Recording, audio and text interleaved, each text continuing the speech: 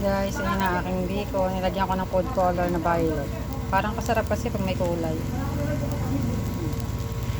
Halu-haluin lang yan. Nilagyan ko yan ng asukal. Ito yung ginawa kong latte. Ayan.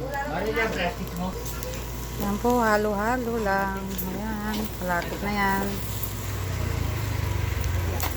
Anong apoy lang mahina.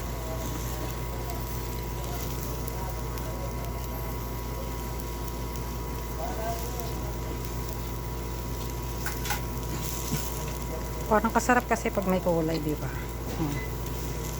Yan ang gustong kulay ko. Violet.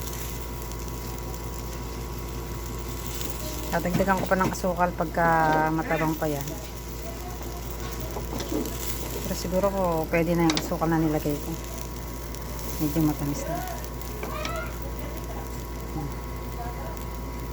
Ay, siya, ano na siya. Parang nakunot na yan.